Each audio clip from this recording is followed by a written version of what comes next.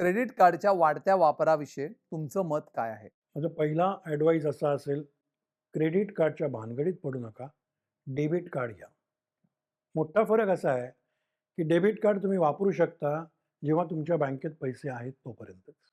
आणि जर बँकेत पैसे नसतील, तर ते जे तुम्ही म्हणजे कॅश पेमेंटसारखंच आहे, फक्त त्याला तुम्ही डिजिटली पेमेंट करता. आता अल्टरनेट इज क्रेडिट कार्ड. आणि अशा कित्येक बँक आणि कित्येक कंपनीज निघाल्या आहेत, की तुम्हाला ते गळ्यात मारतात. याच्यामध्ये मोस्ट इम्पॉर्टंट इज तुम्ही जेव्हा क्रेडिट कार्ड घेता, त्याला लिमिट्स असतात. ते तुमच्या सिबिल रेकॉर्डवर तुम्हाला दिली जातं, की तुमची लिमिट एवढी-एवढी आहे. त्या लिमिटमध्येच तुम्हाला त्या महिनाभरात ते वापरायचं असतं. आज तुम्ही समजा 50,000 च्या गोष्टी घेतल्या, तर पुढच्या वेळेला जेव्हा महिन्यात ड्यू होतात, तेव्हा 50च्या 50 भरायला लागतात. पण लोकं काय करतात, तिकडे एक छोटी टर्म असते, हं. Minimum balance. आणि तो मिनिमम बॅलन्स तुम्ही भरलात, तर तुम्ही क्रेडिट कार्ड वापरू शकता. म्हणजे तुम्ही डिफॉल्टमध्ये येणार नाही. आणि मोठी हिच इथे आहे. या मिनिमम बॅलन्सची अमाउंट ही माझ्या मते रफली not even 10% of that balance. बरोबर. आणि ती जर तुम्ही भरली, तर 90% अननोइंगली तुम्ही लोन घेता बापरे! बरोबर. आणि तुमचं वाढत जातं आणि ॲट अ व्हेरी हाय आणि you interest. Fall in trap.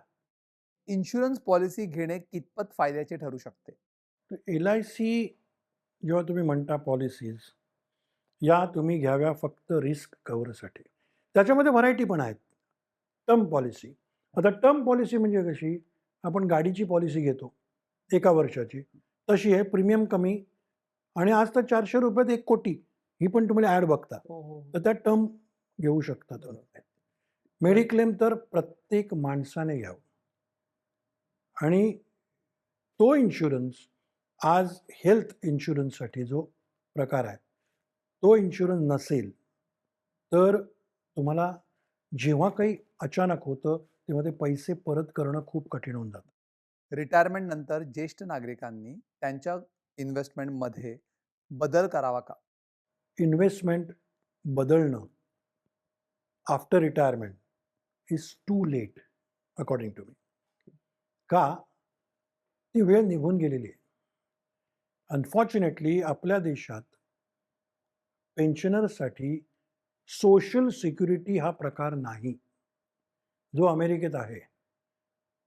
जिथे आणि कित्येक देशात आहे, जिथे तुम्ही इतकी वर्ष टॅक्स भरलेला आहे, त्या टॅक्सच्या ठराविक रक्कम तुमच्या रिटायरमेंट नंतर तुम्हाला तहहयात मिळू शकते, अशा स्कीम्स आहेत.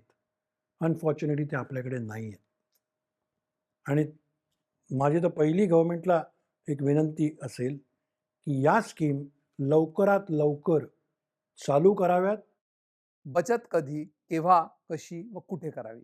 सेव्हिंग्ज हा प्रकार जेवढ्या लवकरात लवकर तुम्ही सुरू कराल, तेवढं चांगलं. अच्छा, लवकरात लवकर. मग मी म्हणेन, तुम्ही काल सुरू केलं पाहिजे होतं. क्या बात! वाह! येस्टरडे. का? तर आई-वडिलांनी आपल्या मुलांच्या नावाने पेन्शन आपली इन्व्हेस्टमेंट सुरू केलेली असते. बरोबर, पी-पी-एफ अकाउंट वगैरे. बरोबर.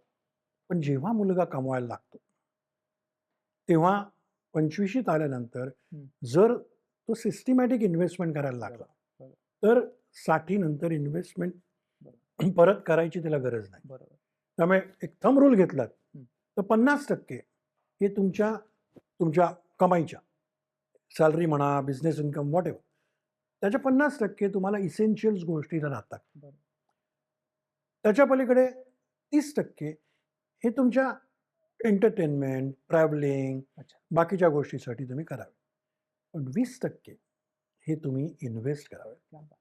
वाह! सिस्टमॅटिक इन्व्हेस्टमेंट प्लॅन जो तुम्ही ₹500 ने सुरू करू शकता.